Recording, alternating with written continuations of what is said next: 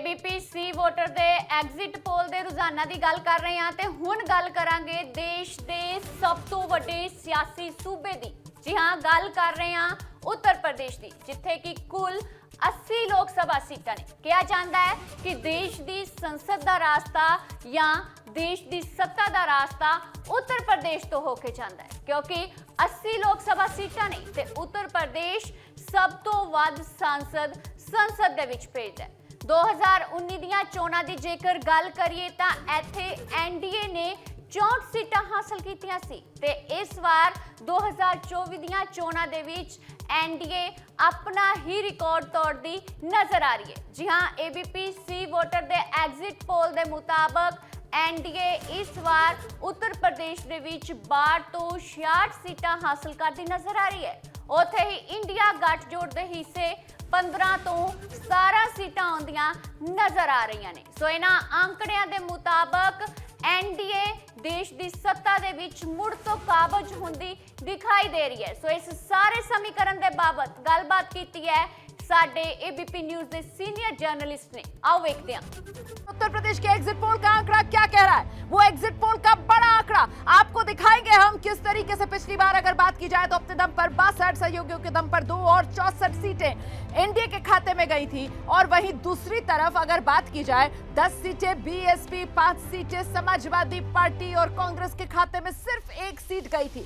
इस बार 2019 के मुकाबले 2024 में एक तरफ जहां मोदी योगी की जोड़ी है, डबल इंजन है, और वहीं दूसरी तरफ 2 लड़कों की जोड़ी जिसमें अखिलेश और राहुल हैं, और वहीं तीसरे कोण पर मायावती। तो क्या रहने वाला है वोट प्रतिशत का अनुमान आपके सामने।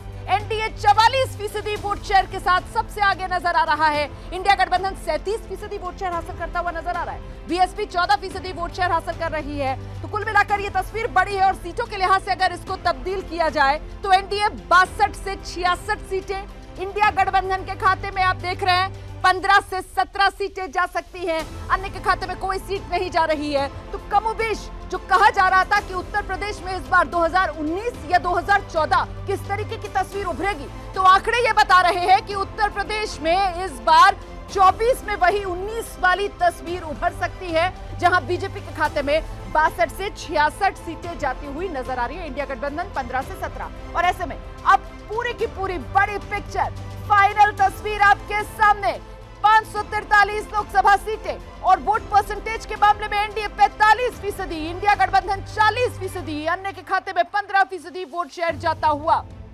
बड़ी छलांग एनडीए ने अपने वोटिंग परसेंटेज में लगाई है, बढ़ोतरी इंडिया ने भी की है, लेकिन सीटों के लिहाज से अगर इसको तब्दील किया जाए तो लीजिए एनडीए 353 से 383 सीटें हासिल कर सकता है, इंडिया गठबंधन 152 से 182 सीटें हासिल कर सकता है, अन्य के खाते में 4 से 12 सीटें जाती हुई नजर आ रही हैं। तो कुल मिलाकर एक तस्वीर तो साफ हो रही है कि देश की राजनीति जो है वो एनडीए वर्सेस इंडिया गठबंधन के बीच ही घूमती हुई नजर आ रही है, और एनडीए वो 400 पार वाला जो आंकड़ा था उसके बेहद करीब पहुंचता हुआ इस एग्जिट पोल के आंकड़े में नजर आ रहा है। रोहित, संदीप। और ये बड़ी खबर, यानी 2019 का रिकॉर्ड तोड़ सकता है एनडीए।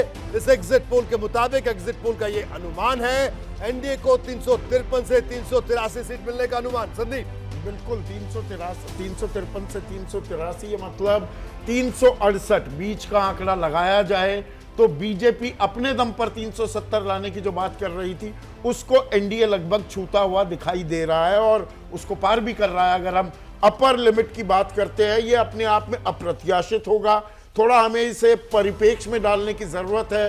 2014 में जब 282 सीटें बीजेपी लेकर आई थी, 30 साल बाद अपने दम पर कोई बहुमत लेकर आया था, और ये लगातार तीसरी बार अगर ऐसा बीजेपी और एनडीए कर रहा है तो ये अप्रत्याशित है, अगर ये असल नतीजों में तब्दील होता है। जी बिल्कुल अप्रत्याशित। मैं जल्दी से तमाम मेहमान एक छोटा छोटा सा रिएक्शन लूंगा, फिर हम उत्तर प्रदेश की बात भी करेंगे विस्तार से। प्रदीप जी, फाइनल नंबर सामने है और यह अप्रत्याशित ऐतिहासिक है जो अनुमान हमारे एग्जिट पोल से निकलकर सामने आ रहा है। ये नरेंद्र मोदी का चेहरा या डबल इंजन की बात भी होती है कई प्रदेशों में, किस तरह से आप इसे देखते हैं? नहीं, मेरे आंकलन के हिसाब से ये अप्रत्याशित नहीं है जी। जो शुरू से चुनाव दिखाई दे रहा था वो इसी दिशा में दिखाई दे रहा था कि जो है तीसरी बार नरेंद्र मोदी की सरकार बनने जा रही है। इस चुनाव का मैं शुरू से कह रहा हूं, सेंट्रल मुद्दा मोदी ही थे, इसीलिए कोई ओवरराइडिंग जो है वो इशू बन नहीं पाया।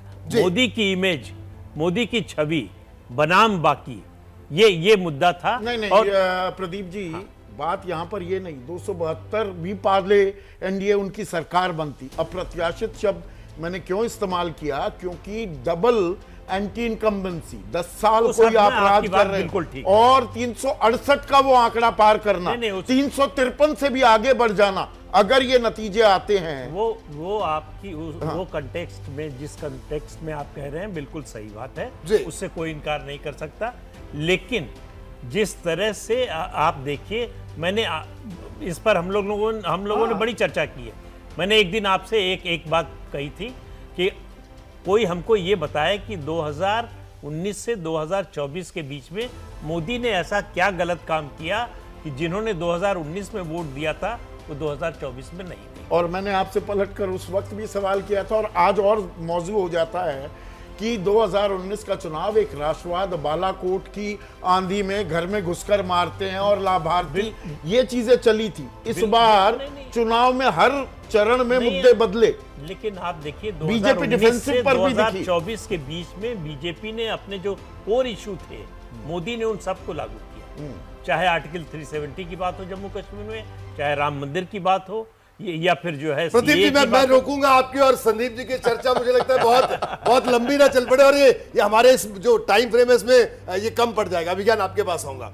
एंटी इनकम्बेंसी कहीं नहीं दिख रही है। अगर ये प्रोजेक्शन नतीजों में तब्दील होती है तो जो तमाम विपक्ष बातें करता रहा, आरक्षण की बात हुई, संविधान बदल देंगे, तमाम तरह के मुद्दे, तमाम तरह के वार पलटवार, कहीं कुछ नहीं दिख रहा है। अगर ये आंकड़ा सामने आता है, क्योंकि ये बहुत बड़ा आंकड़ा, 10 साल सरकार चलाने के बाद अगर फिर से कोई तीसरी बार 353 से 383 सीटों की प्रोजेक्शन लेकर आता है तो अप्रत्याशित है।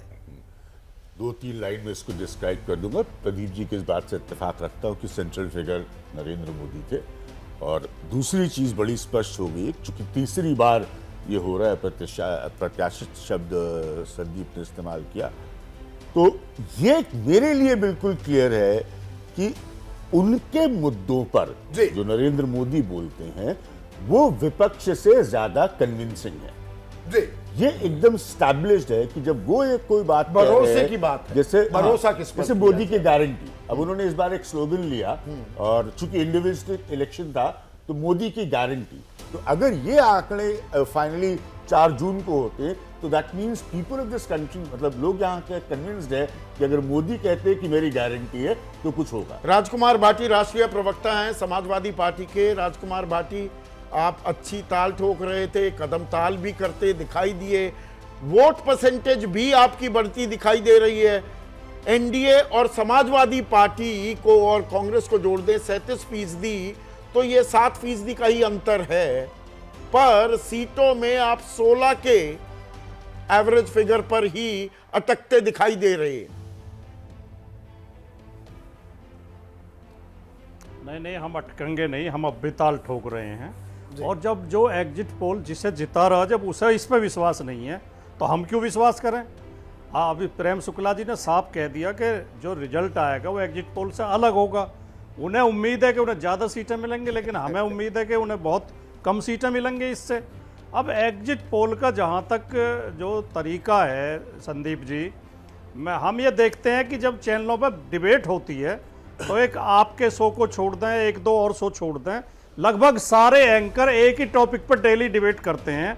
वो टॉपिक कहीं से तो आता होगा, कहीं से तो उन्हें बताया जाता होगा, वरना सबके दिमाग एक जैसे कैसे काम करते हैं कि आज हमें इसी टॉपिक पर डिबेट करनी है। यही हम एग्जिट पोल में देख रहे हैं।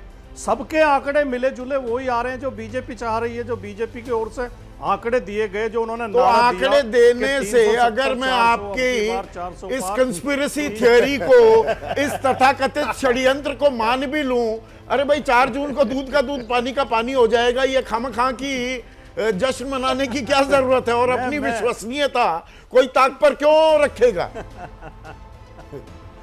नहीं, मैंने तो तर्क इसलिए दिया कि हमें क्यों विश्वास नहीं है इस एग्जिट पोल पे। एग्जिट पोल केवल एक टाइम पास करने का, मनोरंजन का तरीका है, ये कोई गंभीर विषय नहीं है। रिजल्ट लेकिन भाटी साहब, राजकुमार भाटी साहब, मैं राजकुमार भाटी साहब को बड़ा गंभीर राजनेता मानता हूं और मैं इस बात को बिल्कुल नहीं मान सकता कि वो गंभीर विषय पर चर्चा के लिए नहीं आएंगे। आप चर्चा करने आए, विषय गंभीर है इसलिए आप चर्चा करने आए, ये बात मैं दावे के साथ संदीप कह सकता हूं। नहीं वो आएंगे जी, अभी इंतजार कर रहे हैं, वो अपनी पोस्चरिंग कर रहे हैं। हाँ। भाई बीजेपी वाले बिल्कुल। अगर यही नतीजे इंडिया के फेवर में आते तो प्रेम शुक्ला ये भाषा नहीं बोलते, तो ये तो हम 4 तारीख तक इंतजार करेंगे। हर कोई अपने मीन में निकालेगा, आंकड़े अपनी सुविधा के अनुसार से उसका विश्लेषण होगा। यशवंत जी आपसे एक और सवाल मेरा सवाल नहीं, ये है इनकी धड़कनें बढ़ी रहती है नहीं, और आज कतई धड़कनें नहीं फेवरेट बढ़ी हैं। व्हिपिंग बॉय हो जाते हैं। नहीं, मुझे कोई दिक्कत नहीं। Apologies। मेरा तो केवल ये कहना है, क्योंकि एबीपी सी वोटर ये कोई 5 साल में एक बार एग्जिट पोल लेके आ रहा है ऐसा तो है नहीं। हम साल के 365 दिन हमारे सी वोटर में 250 के आसपास जो मेरे सहयोगी हैं, पिछले 2 महीने में 4 लाख से ज्यादा उन्होंने साक्षात्कार किए हैं इस देश में। 4 लाख साक्षात्कार, ये मजाक नहीं होता, पहली बात। दूसरी बात, जो लोग 5 साल में एक बार एक एग्जिट पोल लेके आते होंगे उनके लिए मजाक होगा। हम 365 दिन ट्रैकिंग पोल करते हैं, हम लगातार हर हफ्ते एबीपी के ऊपर अपने ट्रैकिंग पोल रखते हैं। सच्चाई यह है कि आज भाटी जी को इस एग्जिट पोल में या तमाम एग्जिट पोल में कुछ भी नया इसलिए नहीं लग रहा है क्योंकि हम लोग साल भर से यही आंकड़ों के ऊपर लगातार चर्चा करते रहे हैं कि आज हमारे आंकड़े ये आए, आज हमारे आए, तो हमें इसमें अप्रत्याशित नया कुछ भी नहीं लग रहा है। इसलिए मैं आपसे नई चीज पूछना चाहूंगा। देखिए भाटी साहब भी मुस्कुरा रहे हैं, मुस्कुराना चाहिए सब लोगों को। मेरा सवाल आपसे यह है कि ये जो 15 से 17 का आंकड़ा आ रहा है इंडिया का, इसमें कांग्रेस की पोजीशनिंग क्या है, कांग्रेस की स्थिति में? नहीं, कांग्रेस की पोजीशनिंग इसमें 2 से 3 सीट की है और मैं बहुत साफ बता दूं, उसमें अमेठी नहीं है। इसके पहले की 2 सुनते ही जो है लोगों का उत्साह बढ़े, उसमें अमेठी नहीं, रायबरेली जरूर है और 2 सीटें उसमें और जो आपने बोली वो मतलब 16 में से 3 सीटें कांग्रेस की। दरअसल 16 में 2 कांग्रेस की और 14 सपा की। 14 सपा की। पर इसमें एक बड़ी खबर भी छिपी हुई है विनोद, और वो ये कि बीएसपी 14% वोट बैंक ले रही है। 37 और 14 जोड़ देंगे तो 51% होता है। मतलब विपक्ष पूरी तरह से एकजुट होता तो वो तो एनडीए को पटकर नहीं दे रहा था वोट शेयर के मामले में। बीएसपी क्या बिल्कुल ही खत्म होने के कगार पर आ जाए? यहां अगर खाता नहीं खुलता, विधानसभा में भी 0 बटा लड्डू, तो लोकसभा में कुछ नहीं। 14% वोट उसको मिल रहा है तो खत्म कहाँ हो रही है? हाँ, पर सीटों के लिहाज से विधानसभा में वो 13% पर थी और 13% और फिर अगर 1% उसका बढ़ रहा है इन विपरीत परिस्थितियों में कि उसके बीच में उसको अपना युवा नेता को भी बैठाना पड़ा घर में, तो फिर बीएसपी खत्म नहीं हो रही है। हाथी किसका साथी साबित हो रहा है इन आंकड़ों में? हाथी तो निश्चित रूप से बीजेपी की मदद कर रहा है ना, नहीं, मदद कर नहीं रहा, मतलब हो रही है मदद। लेकिन मेरा विनोद जी, इसमें एक मैं आंकड़ों के हिसाब से आपको एक चीज और करूं। ये हमको लगता है कि शायद ये आसान एनालिसिस हम लोगों को लग जाती है कि हाथी ने कमल का साथ दिया। ये आंशिक सत्य है। कारण ये है, पिछली बार 40 सीट पे बीएसपी लड़ी थी, इस बार 80 पे लड़ी। जिन सीटों पे पिछली बार बीएसपी नहीं लड़ी थी वहां पे क्लियर डेटा हम लोगों को कहे कि वहां पर बीएसपी का वोट बीजेपी को शिफ्ट हुआ, सपा के कैंडिडेट को पिछली बार शिफ्ट नहीं हुआ था। इस बार उन बची हुई 40 सीटों पे जब बीएसपी लड़ी है तो बीएसपी ने जो अपने वोट वापस खींचे हैं, उस चक्कर में बीजेपी के वोटों में 50 से 44% की गिरावट। बिल्कुल, ये गिरावट को, ये गिरावट जो है 50% के ऊपर के चक्कर में। ये बड़ी दिलचस्प बात बता रहे हैं। एक मिनट, ये बिल्कुल यशवंत की बात से मैं सहमत हूँ कि बीजेपी बीएसपी ने अपना वोट खींचा है, इसीलिए वो खींचा है भाई, तभी तो 13 से 14% पे पहुंची है और सीटें भी ज्यादा लड़ी है। जब ज्यादा सीट आप लड़ेंगे तो परसेंटेज भी आपका वोट का बढ़ेगा। पिछली बार 40 सीट पर उसका 19% था और इस बार जो है 80 सीट पर उसका 14% है, तो उस हिसाब से तो वोट में गिरावट है उसकी। लेकिन इसके बावजूद बीएसपी एक स्पॉइलर की भूमिका में रही है। कहीं उसने बीजेपी को स्पॉइल किया, बिल्कुल पार्टी को स्पॉइल किया। तलवार। मैं आपसे यशवंत एक बात कहूंगा, जो विनोद जी ने बात की कि बीजेपी की मदद की हो बीएसपी ने सब सीटों पर, क्योंकि उत्तर प्रदेश ऐसा नहीं है, कहीं पर सपा को भी नुकसान पहुंचा है, कहीं पर बीजेपी। यही मैं कहना चाह रहा था कि जिन जगहों पे, देखिए बहुत सीधी बात बताएं, जब फाइनल नतीजे आएंगे और आप एक-एक सीट को उठा करके देखेंगे तो आप पाएंगे बहुत सारी जगहों पे जहां बहुजन समाज पार्टी ने मुस्लिम उम्मीदवार दिए, वहां पे उसके खाए हुए वोटों से सपा को नुकसान होगा। बिल्कुल। और बहुत सारी जगहों पे बीएसपी के अपने कैंडिडेट से जो दलित वोट वापस खिसक के गए, उसका नुकसान भाजपा को भी दिखाई देगा। जी, एक और दिलचस्प बात मैं उत्तर प्रदेश के बारे में करूंगा, जो अभी तस्वीर सामने आई है। देखिए, उत्तर प्रदेश में दूसरी बार सरकार बनी, अगर प्रदेश की बात करें, डबल इंजन की बात भारतीय जनता पार्टी करती है, 10 साल की केंद्र की सरकार। अगर हम दूसरे राज्यों में देखते हैं प्रदीप जी, अभी हमने पश्चिम बंगाल का जिक्र किया, वहां एंटी इनकम्बेंसी की बात भी की यशवंत जी हमने, कि ममता सरकार के खिलाफ एंटी इनकम्बेंसी। उत्तर प्रदेश जैसा राज्य, इतना बड़ा प्रदेश, यहाँ के अगर चारों रीजन की बात करें, हर रीजन के अपने अपने मुद्दे हैं, अपनी अपनी बात है, लेकिन उसके बावजूद ये जो तस्वीर निकलकर सामने, इसमें एंटी इनकम्बेंसी तो नहीं झलक रही है कहीं। बीजेपी तो 64 पर थी, इस बार भी वही लग रहा है 62 से 66 पर, तो ये भी अपने आप में देखने वाली बात है। नहीं, हम ये पिछले 20-25 सालों से राजनीति में भारत की देख रहे हैं कि दोनों ट्रेंड चलते हैं, प्रो इनकम्बेंसी भी, एंटी इनकम्बेंसी भी। कई राज्यों में प्रो इनकम्बेंसी दिखती है, चाहे जिस पार्टी की सरकार रही हो, लौट कर सरकारें आती हैं, ये ट्रेंड पिछले दिनों में बढ़ा है। और उत्तर प्रदेश में ये प्रो इनकम्बेंसी दिख रहा है। मैं संदीप जी से प्रो इनकम्बेंसी कहेंगे, मैं इसकी एक और तस्वीर भी पेश करता हूं। पूरी हिंदी पट्टी में जो हमारा आकलन है, ये एग्जिट पोल है, एग्जैक्ट पोल तो नहीं, वहां 90-95% स्ट्राइक रेट पर बीजेपी काम कर रही है। पर 2019 की तरह जहां बाकी राज्यों में सुपड़ा साफ किया विपक्ष का, यहां फिर से अटकती दिख रही है बीजेपी। इसे प्रो इनकम गेन्स तो नहीं हो रहे, तो बीजेपी के अंदर खाने कुछ जो दिक्कतें दिख रही थी, उसकी वानगी भी झलकती है क्या इन आंकड़ों में? बीजेपी की सबसे बड़ी दिक्कत उसके जो एमपीज थे वो थे, उनकी जो एंटी इनकम्बेंसी है वो बीजेपी की। ये आंकड़ा मोदी फैक्टर की वजह से है या योगी फैक्टर की वजह से? मोदी योगी दोनों फैक्टर। उत्तर प्रदेश की यहाँ तो डबल फैक्टर है ना, तो यहाँ तो आंकड़ा ज्यादा होना चाहिए तो ऐसी अप्रत्याशित जीत में। मैं केवल इस अगर जो प्रदीप जी बोल रहे हैं, मैं और सीधे शब्द में बोलूं, योगी मोदी डबल इंजन की पॉपुलैरिटी के बावजूद भी अगर 75 का फिगर नहीं आ रहा है, तो आप उससे अंदाजा लगाइए कितनी बड़ी तादाद में कितने नकारा एमपीज बीजेपी के इकट्ठा हो रखे हैं, जिनको बीजेपी ने दोबारा टिकट दिया। लेकिन दूसरा पहलू यशवंत जी ये भी तो है कि योगी और मोदी का जो डबल इंजन चला तभी इस स्थिति में पहुंचे। नहीं, वो तो कह रहे बचे जो बची हैं वो स्थिति यही है। अगर इसमें से वरना दिक्कत बढ़ेगी। बार इतना हाई सेट कर दिया है बीजेपी ने, खासतौर से उत्तर प्रदेश की बात करें, कि 80% के स्ट्राइक रेट को भी हम खराब मान रहे हैं। नहीं, हम बाकी जगहों से तुलना कर रहे हैं। 19 में नहीं। सबसे अभी आंकड़ों की जादीगरी मत कीजिए। मैं सीधा सवाल पूछ रहा हूं कि राजस्थान, मध्य प्रदेश, गुजरात, उसके मुकाबले आपका स्ट्राइक रेट कम है उत्तर प्रदेश में। सिंपल। उत्तर प्रदेश की राजनीति से उन प्रदेशों की राजनीति की तुलना नहीं कर सकते। आप पहले भी अतीत भी देख लीजिए कि गुजरात में कब से बीजेपी है, 95 से सत्ता में है, और उत्तर प्रदेश में 14 से आई है, 90% स्ट्राइक रेट राज्य में तो 17 में आई है। प्रदीप जी 72 सीटें बीजेपी ने जीती ना, 90% स्ट्राइक रेट था ना। बिल्कुल, मैं वो सवाल पूछ रहा हूं। और मैं वो ये बात कह रहा हूं कि 19 में इतना कठिन मुकाबला था, इससे बड़ा सोशल कॉम्बिनेशन बीजेपी के खिलाफ नहीं हो सकता था जितना 19 में था। उसके बावजूद 80% का स्ट्राइक रेट।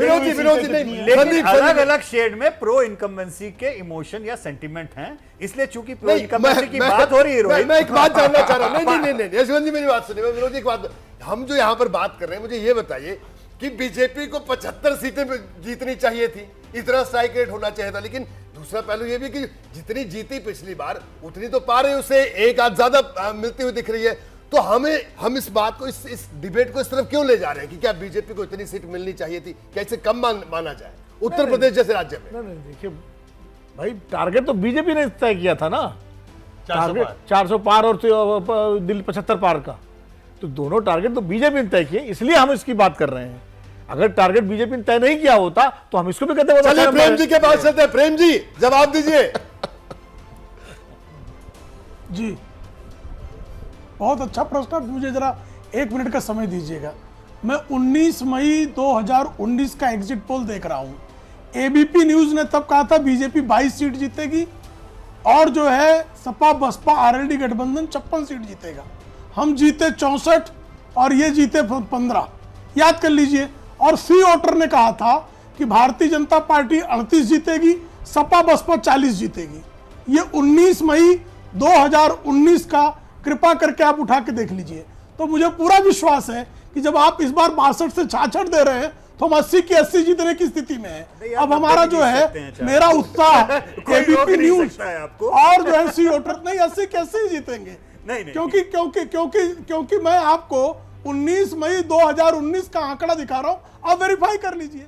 मैं तो चुनौती दे रहा हूं। 22 सीट आप कह रहे थे और 56 सीट आप जितवा रहे थे सपा बसपा और आरएलडी को। सपा बसपा आरएलडी 15 सीट पे निपट गए और तब भी हमको आप जो है 44% से अधिक वोट नहीं दे रहे थे और हमको 51%। एनडीए को जो वोट मिला वो 51% था। इस बार हमें पूरा विश्वास है कि हम 55% से अधिक हमको वोट मिलेगा शेयर और हम 80 में से संभवतः कोई 81 टारगेट आगे हम अधिकांश। चलिए प्रेम जी, बिल्कुल इसी दिलचस्प आंकड़े पर हम चर्चा करने के लिए बैठे। रागिनी नाइक जी बड़ी देर से कुछ कहना चाह रही। रागिनी, आप जल्दी से अपनी बात जरूर पूरी करें। रोहित जी, देखिए प्रेम शुक्ला जी की बात को ही आगे ले जाती हूँ। जितनी सीटें एबीपी ने पिछले साल दिखाई इनको और कांग्रेस आरएलडी और सपा और सब गठबंधन को, उसका उल्टा हुआ। तो इस बार भी इन्हें जितनी दिखाई है उसका उल्टा ही होने वाला है। इंडिया गठबंधन को ही 50 से लेकर 60 के बीच में सीटें मिलने वाली है। आप अगले 5 साल के बाद भी ये वाला आंकड़ा दोहराइएगा। अच्छा राजकुमार सुनिए रोहित जी, एक लाइन और बोल, इसीलिए जीत का लड्डू समय से आपका और हार का ठीकरा, सुनिए ना, जीत का लड्डू और हार का ठीकरा दोनों संभाल कर रखिए क्योंकि उनका आदान प्रदान होने वाला है। अभी मध्य प्रदेश में भी आप यही सब कह रही थी और उसके बाद बहुत दूर तक गायब रही थी। तो मैं जरूर बोलना चाहूंगी, मैं चांदनी चौक का उदाहरण देना चाहती हूँ जहाँ की मैं वोटर हूँ। आप उत्तर प्रदेश में बसपा की क्या भूमिका रही, किसको ज्यादा मिले कम मिले, मुझे लगता है बसपा ने मुख्य रूप से भाजपा की मदद की। चांदनी चौक जो कि दिल्ली में सारे पोलस्टर्स कह रहे हैं कि सबसे मजबूती से इंडिया गठबंधन ने जहां पर लड़ा, वहां पर अबुल कलाम आजाद नाम के एक मुस्लिम कैंडिडेट को बसपा ने उतारने का काम किया जिनका बैलेट नंबर 1 था। और ये करने के बाद वो किसकी मदद कर रही थी और मतलब मुझे बड़ा आश्चर्य होता है कि ये सारी चीजें बड़ी साफगोई से ठीक है रागिनी। कौन किसकी। रागिनी जी, मैं आपको रोकूंगा, मैं राजकुमार भाटी साहब के पास चलूंगा। राजकुमार भाटी साहब, ये बताइए 15 से 17, अभी हमने बीजेपी पर खूब चर्चा कर ली और अब बात आती है समाजवादी पार्टी की। तो ये जो 15 से 17 का आंकड़ा है, इसे वैसे इस तरह से भी देखा जा सकता है कि ये बहन जी से अलग होकर लड़ने का फायदा है आपको, या किस तरह से आप इसे देखते हैं? यानी कांग्रेस के साथ हाथ मिला है उसका फायदा है? ये तो समाजवादी पार्टी के राष्ट्रीय अध्यक्ष श्री अखिलेश यादव जी का शानदार नेतृत्व, अपने मुद्दे, अपने चुनाव के जो विचार वो हैं, उनके जो एजेंडा है उसके प्रति उनकी आस्था, जनता के पक्ष में हमेशा बोलना, पॉजिटिव बोलना, शालीनता से बोलना, इस सब का परिणाम है कि जो एसपी बीएसपी मिलकर जो रिजल्ट नहीं ला पाए थे वो अकेले अखिलेश यादव जी लाएंगे। लेकिन मैं एक एग्जिट पोल हमने भी कराया, ये एग्जिट पोल आप दिखा रहे हो ठीक है, लेकिन हमारे एग्जिट पोल के अनुसार हमारी 50 सीटें उत्तर प्रदेश में आ रही हैं और प्लस कांग्रेस एग्जिट पोल 50 गलत से हो ऊपर गया। जाएंगे। तो सबका आप देखिए 4 तारीख तक का इंतजार। अखिलेश यादव तो कह रहे थे 79 जीतने वाले हैं, अब आपका एग्जिट पोल 50 पर आ गया, 79 से नीचे आ गए। राजकुमार भाटी, मैं बता रहा हूँ कई नेता 60 में कह रहे थे इनके का सैंपल है वो हर लोकसभा क्षेत्र में। नहीं, मेरी बात तो सुनना। नहीं, ये तो चलिए, ये तो थोड़ा सा देखिए, ज्यादा अति गंभीर नहीं होना चाहिए। गंभीर जो बात होगी ना 4 तारीख को कर लेंगे। अभी आप जो आंकड़े हैं, अरे रुक तो जाइए रागिनी, अरे रागिनी, एक सवाल बीच में वो रह गया था, वो हल्का सा जो पूछा रोहित ने यशवंत से, और यशवंत ने कहा कि 3 सीटें तक या 2 सीटें कांग्रेस जीतेगी उत्तर प्रदेश में, उसमें अमेठी नहीं है। वो अमेठी को छोड़ना, डरो मत भागो मत, जो प्रधानमंत्री कह रहे थे, सही कह रहे थे। बहुत अच्छा सवाल है। आज सुनिए, देखिए अमेठी तो हम जीतेंगे ही जीतेंगे, और डरो मत का नारा मैं प्रदीप जी की बात से जोड़ के देखना चाहती हूँ। वो कह रहे थे कश्मीर में 370 का बड़ा इफेक्ट रहा, बड़ा इफेक्ट। अरे भैया, भारतीय जनता पार्टी को तो इफेक्ट दिखा नहीं। अगर इफेक्ट दिखा होता तो 3 में से 1 सीट पर तो लड़ती। जो दूसरे प्रदीप जी को सुना 370 की बात की, आप वापस जाकर देख लीजिए। तो 370 का अगर कोई फर्क दिख रहा होता कश्मीर में तो एक सीट। रागिनी जी, माफी के साथ आपको रोकना पड़ेगा मुझे क्योंकि वक्त खत्म हो गया है। रागिनी जी, माफी के साथ रोकूंगा, लेकिन आप ही की बात से इस पूरी चर्चा को खत्म हम लोग करेंगे। आपने एक बात बड़ी सही कही कि जीत का लड्डू और हार का ठिकाना, संदीप, ये दोनों संभाल कर रखने चाहिए 4 तारीख तक। ये हम जरूर कहेंगे इस एग्जिट पोल के आखिर में, और आगे पोल ऑफ पोल देखेंगे आप हमारे दूसरे सहयोगियों के साथ। संदीप, और जो जीते वो लड्डू हम लोग को जरूर खिलाना। ठीक है, जिसमें फोड़े इतनी गालियां खाने के बाद में लड्डू तो हमारे बनते हैं। और वो लड्डुओं की बात हो रही है तो वो क्या किसी को बोलना पड़ेगा। बिहार में मनेर के लड्डू की बड़ी चर्चा हुई थी, प्रधानमंत्री ने भी कहा 4 तारीख को मनेर के लड्डू तैयार हो रहे हैं। उस पर तेजस्वी ने भी जवाब दिया था, दानापुर के पास मनेर की जगह अच्छे स्वादिष्ट लड्डू हैं। अब वो थोड़ा रोहित करेंगे क्या इंतजाम? जी देखिए देखिए संदीप इंतजाम की बात छोड़े, हम इंतजार जरूर करेंगे, हम और राजनेताओं को भी इंतजार है, और ये इंतजार हमारा ये देखने के लिए रहेगा कि कौन जीत का लड्डू खाएगा और कौन हार का ठिकरा फोड़ेगा।